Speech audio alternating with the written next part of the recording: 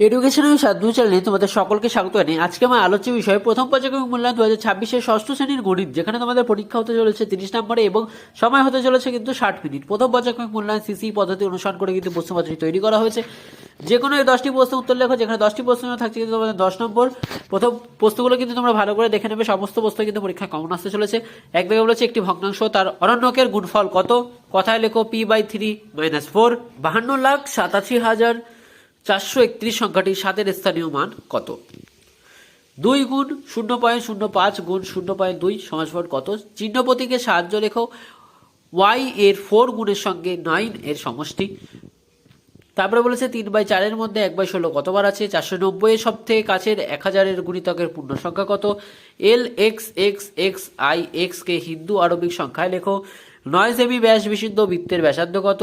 অয়নের বয়স 6x বছর হলে 4 বছর আগে তার বাবার বয়স কত ছিল?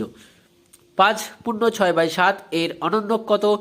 4 9 1 0 2 7 3। এই অঙ্কগুলি দিয়ে 7 অঙ্কের বৃহত্তম সংখ্যা লেখো। 2 নম্বরে বলেছে যে কোনো 4টি প্রশ্ন উত্তর দাও, যেখানে 4টি প্রশ্ন থাকছে 8 নম্বর। তোমাদের কিন্তু বেশি প্রশ্ন আছে, তোমরা কিন্তু ভালো করে দেখে নেবে।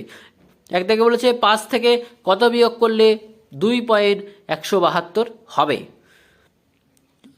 2 জায়গায় বলেছে 150 টাকার 1/2 অংশ থেকে 30 টাকা নিলে কত টাকা পড়ে থাকবে? 3 জায়গায় বলেছে 0.536, 0.335, 0.3354, 0.52 সংখ্যাগুলির মানে ঊর্ধ্বক্রমে সাজাও। 4 জায়গায় বলেছে কথায় লেখো 400 যোগ 500 যোগ 5/100 যোগ 1/1000। 5 জায়গায় বলেছে দুটি সংখ্যার গুণফল 15,50,490, 1,50,000, 1,50,50,490। একটি সংখ্যা 5 হলে অপর সংখ্যাটি কত?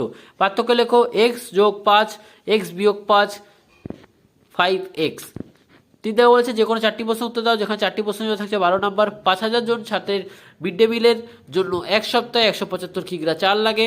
75 কিগ্রা চাল খরচ হওয়ার পর 400 জন ছাত্রের বাকি চালে কতদিন চলবে? একটি শহরের লোক সংখ্যা 2,98,71,609। এদের মধ্যে পুরুষ হচ্ছে 1,25,12,05,500,500।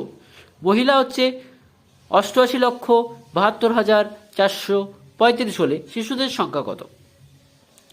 তারপর সরল দিয়েছে 1/1/2 ব্র্যাকেট 3/1/2 ভাগ 2/1/3 ব্র্যাকেট 1/1/4 ভাগ 2 যোগ 3/2/3।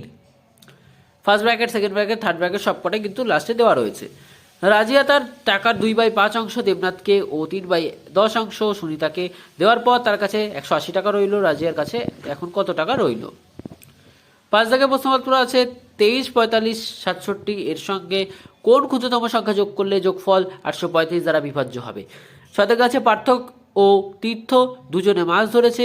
তীর্থ যতগুলি মাছ ধরলো পার্থ তার থেকে 5টি মাছ বেশি ধরলো। পার্থ কতগুলি মাছ ধরলো তা তীর্থের ধারা মাছের সংখ্যা দিয়ে প্রকাশ করো। তো এই ছিল ষষ্ঠ শ্রেণীর পরীক্ষার্থী বন্ধুদের জন্য প্রথম পর্যায়ক্রমিক মূল্যায়ন 2026 গণিত বিষয় নমুনা প্রশ্নপত্র, যেখানে তোমাদের সমস্ত প্রশ্নপত্র কিন্তু পরীক্ষা কমন আসতে চলেছে। প্রশ্নপত্র তোমাদের কেমন লাগলো তা অবশ্যই জানাবে। চ্যানেল নতুন হয়ে থাকলে চ্যানেলটিকে অবশ্যই সাবস্ক্রাইব করে দেবে।